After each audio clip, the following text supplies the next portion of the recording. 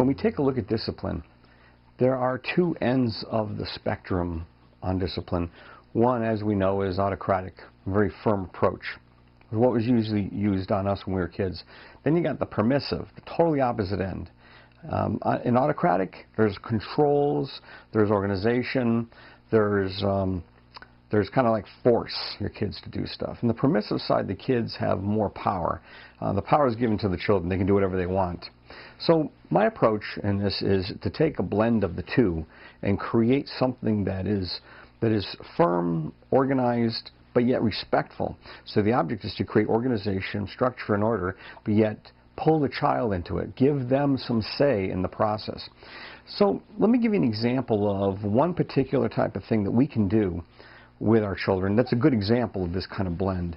And it has to do with teaching children about the use of money. Of course, we know, just to take a look at the world around us, and the younger generation is in desperate need for some knowledge on how to handle money appropriately. Here's my suggestion. Again, this is just a suggestion. You may come up with a variation of this. What I really think we need to do is every time children get some money, whether it's birthday card money, they earn some money for chores that they worked on, or they're just given money. All that money must be broken out into one of four areas. Let me tell you what those four areas are. The first one is they should take 10% right off the top and put it towards tithing, what we call tithing, giving money away. Where they should tithe to should probably be, a social service organization, some kind of nonprofit organization that does something for somebody else. It could be a church, it could be, as I said, a community organization, it could be like an animal shelter, something that the child wants to give their money to, and it should be something the child selects with coaching from the adults. The second area, the second amount of money that should be taken out of their money is 20% should be taken out, and I like to call it mad money. All right? This is money the child can spend. They can spend this whenever mom and dad go to the mall, when they go to a shopping store. Mom and dad can say, you know what, we're going to the store, and why don't you go ahead and grab all the money, mad money you have saved up. The third classification of money that should come out would probably be long-term savings. 30% should come out of the child's money. This long-term savings the child won't see, not until they're 18 or 21 or whatever the parent wants to work out. Every month, the money should be taken and put into a bank account. And you know what? The child should do it. You should take the child with you to the bank, show them how the process works, let them go to the teller window, and let them deposit the money and pull the slip. And finally, the last one would be 40%.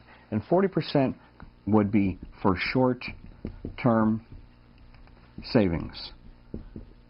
This is for when they're saving for a computer game, they're saving for, a new Wii game, a bicycle, a pair of shoes, something that the parent won't buy, something the parent isn't willing to spend money on that the child would like to. Now, they just can't buy anything. It's got to be something approved by the adults. So again, there's the blend. It's the child has the say within defined boundaries. You might want to switch these. Some people might want long-term savings to be 40% and short-term to be 30%. So here's a tool that you can use to get this done. Here's just an idea on getting that done. This is a 3-ring binder that we picked up at an art store. And what you do is you can even get one that the child can decorate and make it feel like it's really their own. It's their money savings book. And inside the book, there are 4 envelopes. One for representing each one of these categories of extracting the money or breaking the money into groups. So we got the tithing for 10% and the mad money or spending for 20%, and so on. And so what I like to do is I like using the clear plastic zip-up pencil cases. We can punch holes in it to make it fit.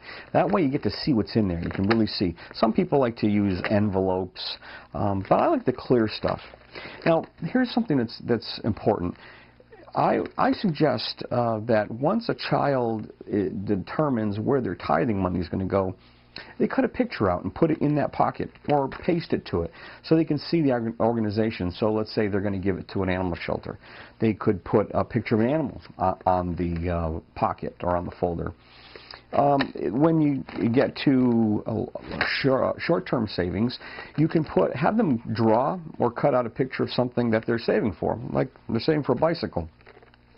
Have them look through circulars and find a bicycle they think they really like to buy and have them put that in here so they have a goal, visual goal. They know what they're saving for, and it helps them really go after what they want and know that that's a particular purpose for the saving. In the long-term envelope, the 30%, long-term savings, when the deposit slips, when the child gets the deposit slips, have them stick them in here. It's a good place to keep them. But again, that money gets wiped out once a month. So once a month, I encourage the parents, you take that out of there and you go to the bank. Now here's a couple other important points. This shouldn't end up in the kids' room. It shouldn't be in the toy box. You should actually keep it where the kids can't reach it. So they can't just go in here anytime they want. They can start moving money around the pocket. It should be really a controlled item and out of their reach, and the parents keep it. If you decide to do something like this, remember, you're going to be accountable for having to make change. They can bring you $1. They're going to be ready to change it and break it into the category. So I suggest that you get it like a cash box. You can buy them at any discount store. Get yourself a cash box. Let's see if it locks in there. And then get a breakdown, a good breakdown of change, paper and coins to put in there so you can break just about anything down. And put an old calculator in there. In the beginning, when your children are small, you know, even if they can't figure out the percentage, do it anyway. And you get into this routine. And as they get older, eventually the child will do it on their own. Here's another important thing. If you're going to be teaching tithing, you got to make sure that you're tithing too. All right?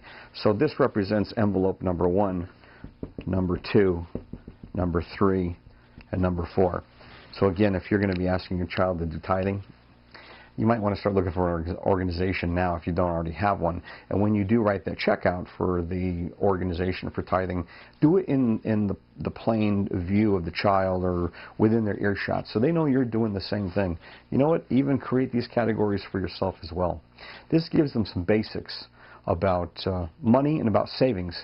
Remember, what's important is that we create a blend of the firm approach to discipline and the permissive approach. This creates the parameters, boundaries for a child to learn, and within those boundaries they have a lot of say in how they do that. So this is a short tip. I hope you can put it to use.